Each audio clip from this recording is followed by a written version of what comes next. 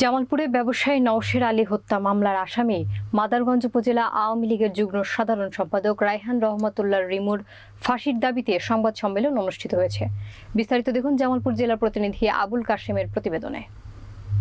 বৃহস্পতিবার দুপুরে Jamalpur press club মিলনায়তনে এ সংবাদ সম্মেলন অনুষ্ঠিত হয়।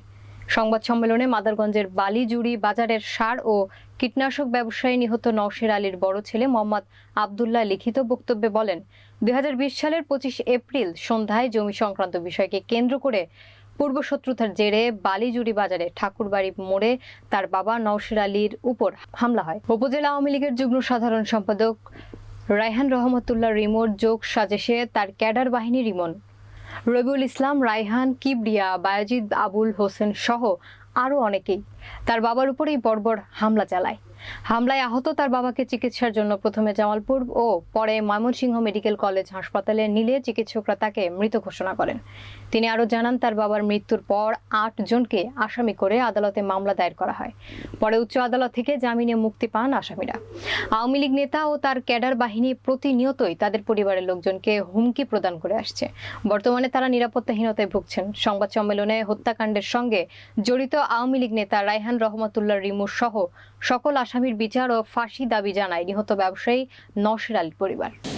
রায়হান রহমতুল্লাহ রিমুর নেতৃত্বে তার ছোট ভাই রায়হান কিবরিয়ার রিমন সহ ওর সঙ্গে থাকা আরও 5 জন নিয়ে আমার পিতাকে নির্মমভাবে পিটিয়ে হত্যা করে। আমি এর সুষ্ঠু বিচার চাই, আমি এদের ফাঁসি চাই। সঠিক বিচার চাই, এটা কি বললাম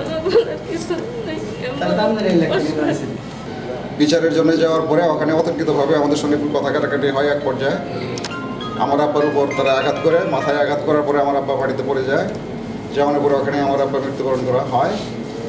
তার পরিপ্রেক্ষিতে আমি মাদারগঞ্জ মডেল থানায় একটা মামলা দায়ের করি।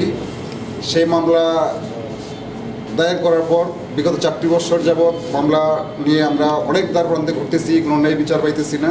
আমাদের হইল মাননীয় প্রধানমন্ত্রীর নিকট আমার আকুল আবেদন, তিনি যেন আমার এই পিতা হত্যার মামলার আসামিদের ফাঁসির আদেশ দেন।